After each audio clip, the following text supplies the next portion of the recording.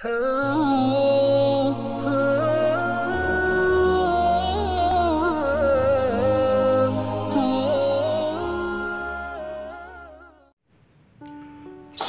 assalamualaikum warahmatullahi wabarakatuh. Saudara-saudaraku,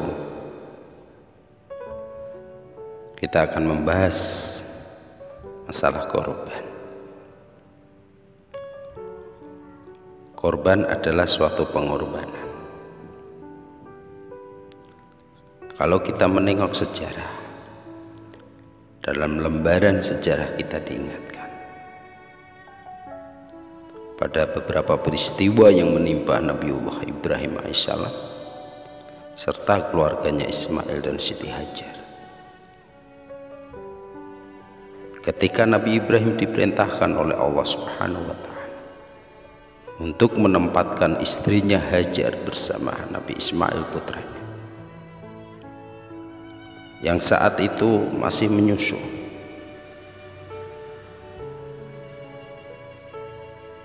mereka ditempatkan di suatu lembah yang tandus, gersang, tidak tumbuh sebatang pohon apapun. Lembah itu demikian sunyi dan sepi, tidak ada penghuni seorang pun. Nabi Ibrahim sendiri tidak tahu apa maksud sebenarnya dari wahyu Allah yang menyuruh menempatkan istri dan putranya yang masih bayi itu ditempatkan di suatu tempat paling asing di sebelah utara, kurang lebih dari 1600 km dari negaranya sendiri, Palestina. Tapi baik Nabi Ibrahim maupun istrinya Siti Hajar menerima perintah itu dengan ikhlas dan penuh tawakal, karena itu perintah dari Allah Subhanahu wa Ta'ala. Seperti yang diceritakan oleh Ibnu Abbas bahwasanya tatkala Siti Hajar kehabisan air minum sehingga tidak bisa menyusui Nabi Ismail, beliau mencari air kian kemari sambil lari-lari kecil yang sekarang kita kenal adalah Syai, antara Bukit Sofa dan Marwa sebanyak 7 kali. Tiba-tiba Allah mengutus malaikat Jibril membuat mata air Zam-Zam. Siti Hajar dan Nabi Ismail memperoleh sumber kehidupan. Lembah yang dulunya gersang itu mempunyai persediaan air yang melimpah. Maka di saat itu datanglah manusia dari berbagai pelosok, terutama para pedagang. Siti Hajar dan Nabi Ismail mendapatkan keuntungan dari air itu. Mereka membeli air. Datang rezeki dari berbagai penjuru, dan makmurlah tempat sekitarnya. Akhirnya lembah itu hingga saat ini terkenal dengan kota Mekah, sebuah kota yang aman dan makmur berkat doa Nabi Ibrahim dan berkat kecakapan seorang ibu dalam mengelola kota dan masyarakat. Kota Mekah yang aman dan makmur dilukiskan oleh Allah Subhanahu wa Ta'ala dalam surat Al-Baqarah ayat 126. Dan ingatlah ketika Ibrahim berdoa, Rabbi ja'al hadha balada amina, ya Tuhanku, jadikanlah negeri ini sebagai negeri yang aman sentosa. Saudaraku, ayat ini membuktikan yang jelas bahwa kota Mekah sehingga saat ini memiliki kemakmuran yang melimpah. Jamaah haji dari seluruh penjuru dunia memperoleh fasilitas yang cukup selama melakukan ibadah haji maupun umroh. Hal itu membuktikan tingkat kemakmuran modern dalam tata pemerintahan dan ekonomi, serta keamanan hukum sebagai faktor utama kemakmuran rakyat yang mengagumkan. Yang semua itu menjadi dalil bahwa doa Nabi Ibrahim dikabulkan Allah Subhanahu wa Ta'ala. Semua kemakmuran tidak hanya dinikmati oleh orang-orang Islam saja, orang-orang yang tidak beriman pun, orang-orang yang bukan Islam pun ikut menikmati. Saudaraku yang Allah muliakan,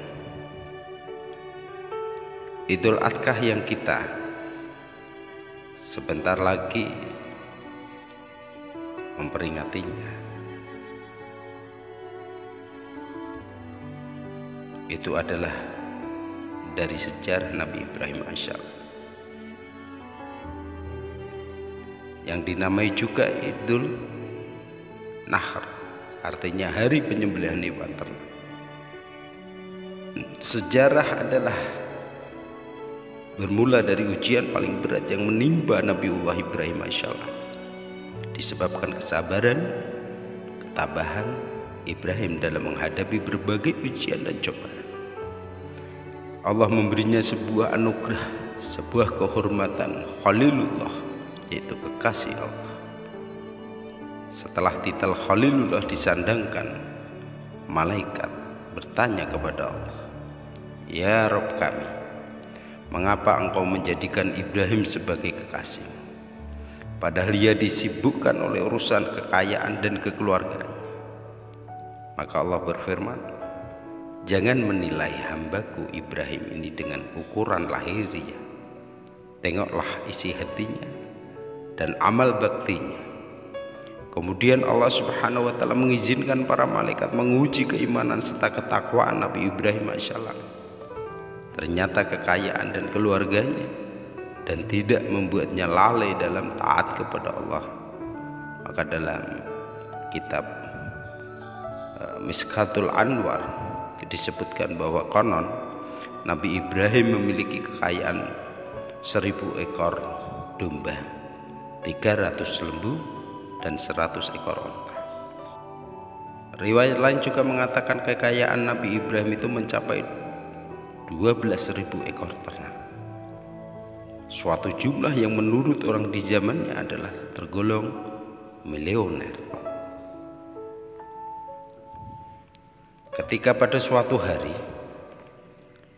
Ibrahim ditanya oleh seseorang, "Milik siapa ternak terbanyak ini?" Maka Ibrahim menjawab, "Kepunyaan Allah, tapi kini masih milikku. Sewaktu-waktu bila Allah menghendaki, aku serahkan semuanya. Jangankan cuma ternak, bila Allah meminta anak kesayanganku, niscaya akan aku serahkan juga." Saudaraku, Ibnu Katsir dalam tafsirnya Al-Quranul Azim mengemukakan bahwa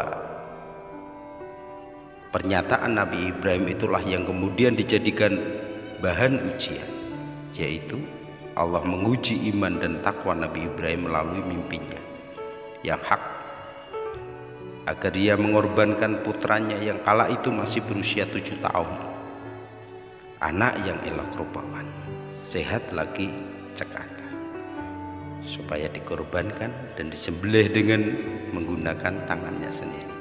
Sungguh sangat mengerikan peristiwa itu. Maka dinyatakan dalam surat Asy-Syaffat ayat 102, "Falamma balagha ma'ahu sya'ya qala," maka ketika anak itu sampai bersamanya, sya'ya yaitu usia, artinya mampu berusaha atau berumur 7 tahun, qala, Nabi Ibrahim berkata, "Ya bunayya, wahai anakku, ini sesungguhnya aku melihat fil mana," yaitu di dalam tidur bermimpi, "anni, bahwa aku atbahka fangdur madataro," yaitu aku menyembelih kamu, maka lihatlah apakah pendapatmu. Qala, Nabi Ismail berkata, "Ya abati,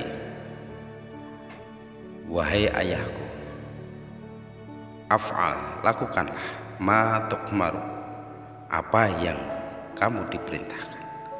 Satajiduni insyaallahu minas sholihin. Nanti kamu akan mendapati aku jika Allah menghendaki, termasuklah aku orang yang sabar. Saudaraku,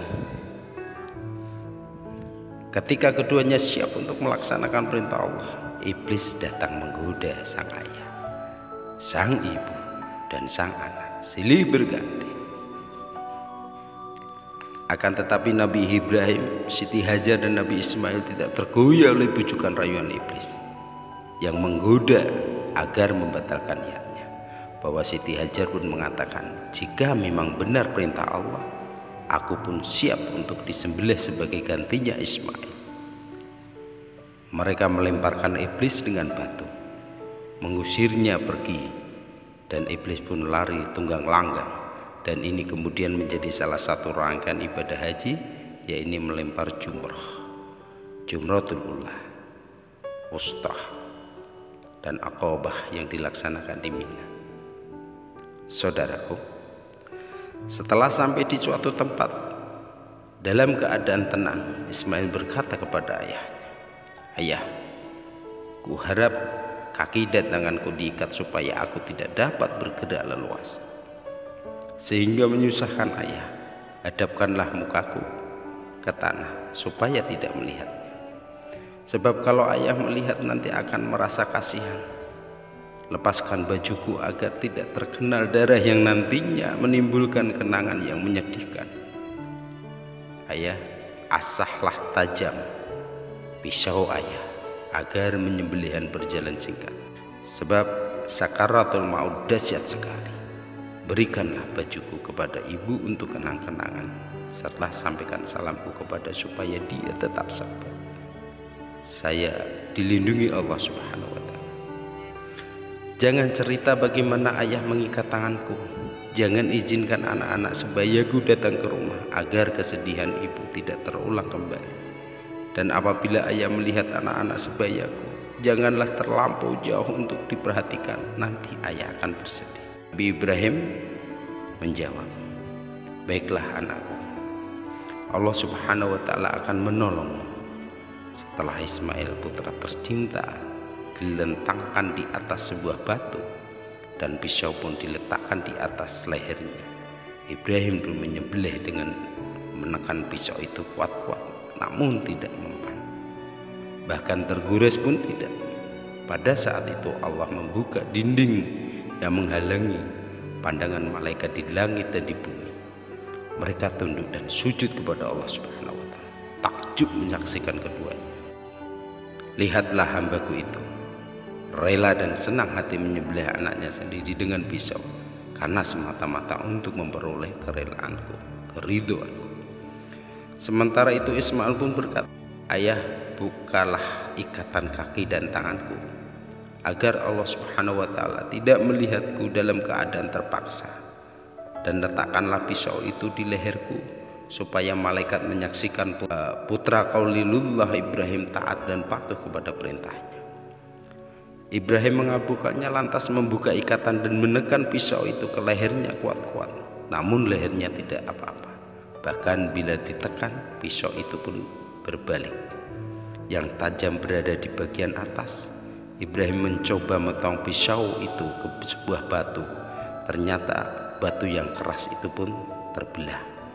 "Hai pisau, engkau sanggup membelah batu, tapi kenapa tidak sanggup memotong leher?" kata Ibrahim. Dengan izin Allah, pisau itu menjawab, "Anda katakan potonglah, tapi Allah mengatakan jangan potong. Mana mungkin aku memenuhi perintahmu, wahai Ibrahim, jika akibatnya akan durhaka kepada Allah Subhanahu wa Ta'ala." Dalam pada itu Allah Subhanahu wa Ta'ala memerintahkan Jibril untuk mengambil seekor kibas, itu kambing dari surga, sebagai gantinya. Dan Allah Subhanahu wa Ta'ala berseru dengan firman-Nya, menyuruh menghentikan perbuatannya, tidak usah diteruskan pengorbanan terhadap anaknya. Allah telah meridhoi ayah dan anak, memasrahkan tawakal mereka sebagai imbalan keikhlasan mereka.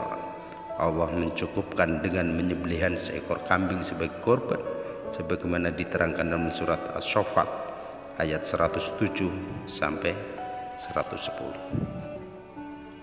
Saudaraku yang Allah muliakan, Allah Subhanahu wa taala berfirman, wa faddainahu bidikhin adim, dan kami menebusnya dengan sembelihan domba dari surga yang besar. Wa tarakna alaihi fil akhirin, dan kami tinggalkan pujian atasnya Ibrahim pada generasi yang datang kemudian. Salamun ala Ibrahim, keselamatan dari kami atas Ibrahim. Hadzalika najzil muhsinin, begitulah kami membalas orang-orang yang berbuat kebaikan. Innahu min ibadinal mu'minin, sesungguhnya dia Ibrahim termasuk dari hamba-hamba kami yang beriman. Saudaraku yang Allah muliakan, menyaksikan tragedi penyembelihan yang tidak ada bandingannya dalam sejarah umat manusia itu, malaikat Jibril menyaksikan ketaatan keduanya setelah kembali dari surga dengan membawa seekor kibas. Kagumlah ia seraya terlontar dari suatu ungkapan, Allahu Akbar, Allahu Akbar, Allahu Akbar. Lalu Nabi Ibrahim menyambutnya, La ilaha illallah, wallahu akbar. Terus kemudian disambung oleh Nabi Ismail, Allahu Akbar, walillahil hamd. Saudaraku, inilah sejarah pertamanya korban di hari raya korban yang kita peringati.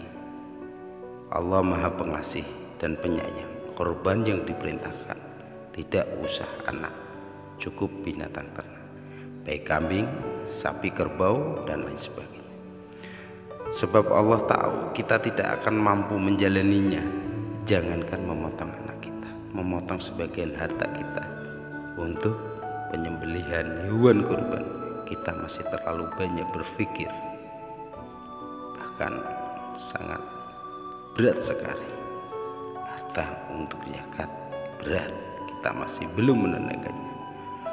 Memotong sedikit waktu kita untuk sholat 5 waktu, kita masih keberatan. Menunda sebentar waktu makan itu, kita untuk berpuasa kita tak mampu melaksanakan, dan sebagainya.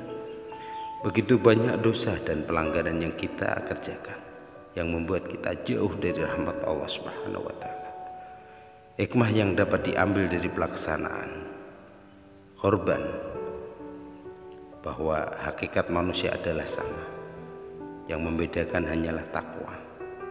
Dan bagi yang menunaikan ibadah haji pada waktu wuquf di Arafah, memberi gambaran bahwa kelak manusia akan dikumpulkan di padang mahsyar untuk dimintai pertanggungjawaban. Di samping itu juga kesana atau iktibar yang dapat diambil dari peristiwa tersebut. Pertama, hendaklah kita sebagai orang tua mempunyai upaya yang kuat membentuk anak yang soleh, menciptakan pribadi anak yang agamis, anak yang berbakti kepada orang tua, lebih-lebih berbakti kepada Allah dan Rasul. Yang kedua, perintah dan ketentuan-ketentuan yang telah digariskan oleh Allah Subhanahu wa taala harus dilaksanakan, harus disambut dengan tekad sami'na wa ata'na, karena sesungguhnya ketentuan-ketentuan Allah pastilah manfaat kembali pada diri kita. Yang ketiga adalah kegigihan syaitan yang terus-menerus mengganggu manusia agar membangkang dari ketentuan Allah, perintah Allah. Setan senantiasa terus berusaha menyeret manusia kepada kehancuran dan kegelapan. Maka janganlah mengikuti bujuk rayu setan, karena sesungguhnya setan adalah musuhmu yang nyata. Yang keempat adalah jenis penyembelihan berupa binatang ternak, artinya dengan matinya hayawan ternak kita buang kecongkaan, kesombongan, hawa nafsu, harus dikendalikan, jangan dibiarkan tumbuh subur dalam hati kita. Tempatlah apabila perayaan Idul Adha digunakan menggugah hati kita untuk berkorban bagi negeri kita tercinta yang tidak pernah luput dirundung kesusahan. Sebab pengorbanan Nabi Ibrahim alaihissalam yang paling besar dalam sejarah umat manusia itulah yang membuat Ibrahim menjadi seorang nabi dan rasul yang besar dan mempunyai arti besar. Dari sejarah itu maka lahirlah kota Mekah dan Ka'bah sebagai kiblat manusia, kiblat umat Islam seluruh dunia dengan air Zam-Zam yang tidak pernah kering sejak ribuan tahun yang silam, sekaligus tiap harinya dikuras berjuta liter sebagai tongkat jasa seorang wanita yang paling sabar dan tabah, yaitu Siti Hajar dan putranya Nabi Ismail. Akhirnya dalam kondisi seperti ini kita banyak berharap, berusaha dan berdoa mudah-mudahan kita semua, para pemimpin kita, elit-elit kita, dalam berjuang tidak hanya mengutamakan kepentingan pribadi dan kelompok, tapi berjuang untuk kepentingan dan kemakmuran masyarakat, bangsa dan negara. Kedatipun perjuangan itu tidaklah mudah, memerlukan pengorbanan yang besar. Hanya orang-orang yang takwalah yang sanggup melaksanakan perjuangan dan pengorbanan ini dengan sebaik-baiknya. Mudah-mudahan kita termasuk orang-orang yang soleh, kita termasuk orang-orang yang mudah untuk berkorban, yaitu menunaikan perintah Allah. Hanya inilah yang bisa kami sampaikan, kurang lebihnya mohon maaf. Akhirul kalam, assalamualaikum warahmatullahi wabarakatuh.